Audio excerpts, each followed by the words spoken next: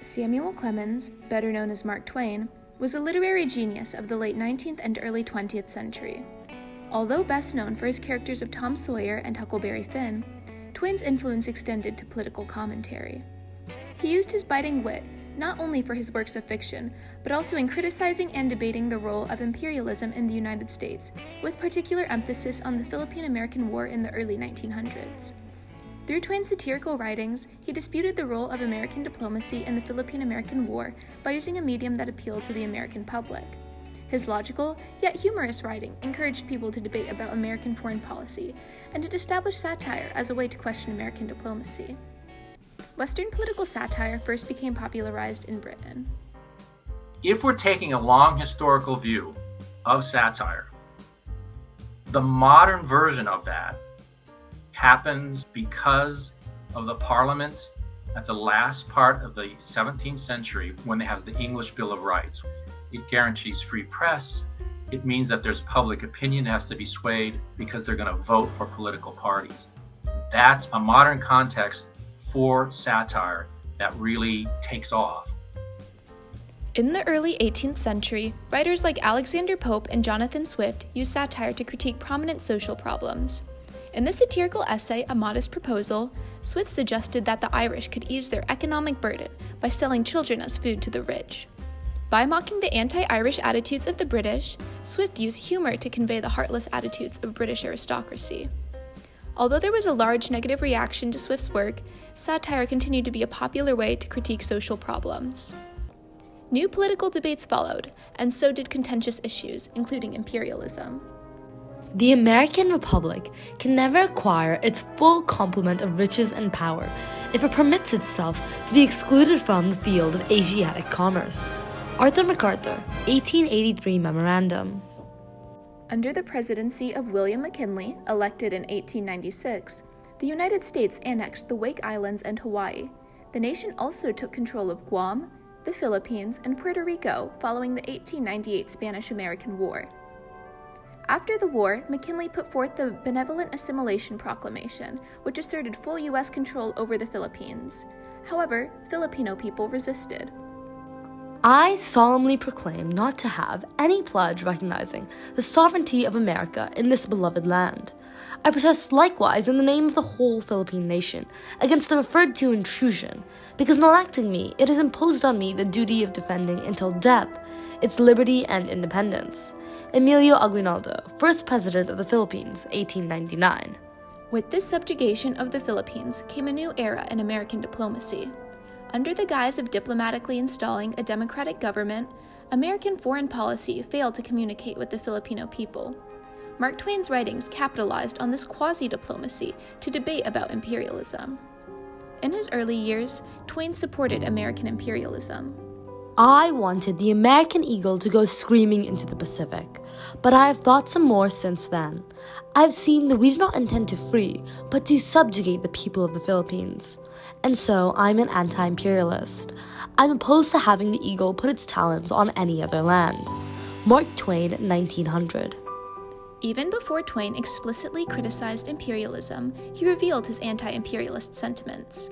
A popular soap advertisement at the time used the slogan, "The White Man's Burden," to represent the need for the white man to civilize the dark corners of the earth. Twain, in his 1889 book, A Connecticut Yankee in King Arthur's Court, referenced the ad and poked fun at it with a cartoon of Persimmon soap. All the prima donne use it.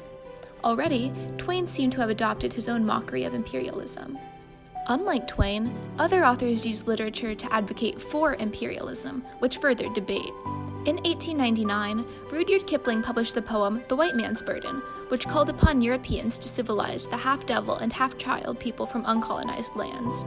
Works like these prompted the American public to support imperialism, which pushed Twain to respond with his own satire. Every time he saw his country acting against what they professed to be their beliefs, he grew increasingly disenchanted. In response to Kipling's work and the escalating opposition to imperialism in the Philippines, Twain published what would become one of his most famous anti-imperialist essays, To the Person Sitting in Darkness.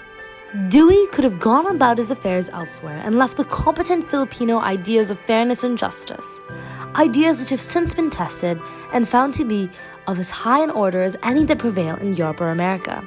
But we lost the chance to add another honorable deed to our good record. Mark Twain, To the Person Sitting in Darkness, 1901. And especially in the Philippines, where the Americans betrayed every promise they had made to the Filipinos. And when the Filipinos resisted, waged a 3-year war against them that was an ongoing massacre and rape of the Filipino peoples. Through his writing, Twain opened the debate about U.S. imperialism. Paired with growing literacy rates, which leapt from 80% in 1870 to 89.3% in 1900, To the Person Sitting in Darkness created such interest and comment throughout the nation, as remarked the May 1901 edition of The Advocate of Peace, a journal on world affairs. The Springfield Republican, one of the country's leading anti-imperialist newspapers, printed more than 12 editorials on the paper in just 1 month. These burning words of Mark Twain will do as much to stir the sluggish conscience of the American people as anything that has yet appeared on the subject. Edward Ordway, Secretary of the Anti-Imperialist League. In supporting his anti-imperialist rhetoric, Twain was a part of the Anti-Imperialist League, along with other prominent members of society, such as billionaire Andrew Carnegie and former President Grover Cleveland. Hundreds of thousands of people had joined the League by the end of 1898, supporting its counterattack to McKinley's policies. Despite his outspoken writing, Twain encountered widespread opposition. The American Board of Foreign Missions published critiques of Twain and pressured other anti-imperialists to disagree with him. He talks about in his own private writings and his own letters the extent to which there was a backlash to that work that surprised even him. Editors also attempted to stifle his debate on American imperialism. Twain's 1905 short story, The War Prayer, was rejected for publication by Harper's Magazine. In The War Prayer, Twain juxtaposed America's fierce warlust with the morbid impacts of imperialism. He presented this in the form of a satirical prayer. O Lord our God, help us to tear their soldiers to bloody shreds with our shells. Help us to cover their smiling fields with the pale forms of their patriot dead. Help us to drown the thunder of the guns with the shrieks of their wounded, writhing in pain.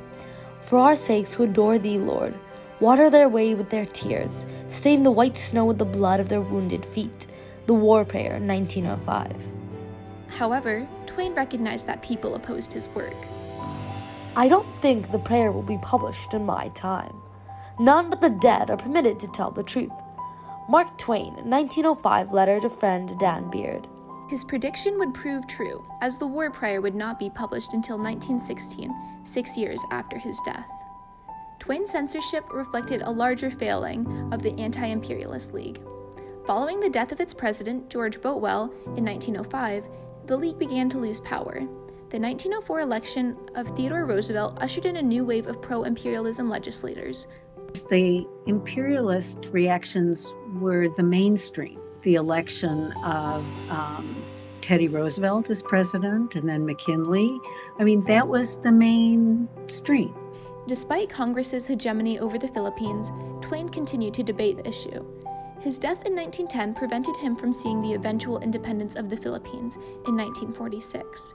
However, his satirical discourse on imperialism and American diplomacy continued to influence a new wave of American writers and comedians.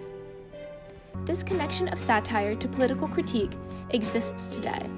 Stand-up comedians or comedy sketch shows often use satire to critique current United States or global politics. Saturday Night Live, a comedy sketch show, published a skit in 2001 about the invasion of Afghanistan. Everyone, turn off the music. Everyone, please. What is it, Pete? The Northern Alliance. They've taken Kandahar. The show sought to criticize Americans for their ignorance and haughtiness during the invasion, at a time when very few dared to do so. Modern comedy shows, like Late Show with Stephen Colbert, use humor to debate current events and express critical responses to world issues. Over a century earlier, Mark Twain's satire created the American legacy of humorous political critique. His perspective of the Philippine-American War criticized America's imperialist diplomacy through comedy. Twain's legacy as a satirist lives on through the work of satire and comedy as a form of necessary political dialogue.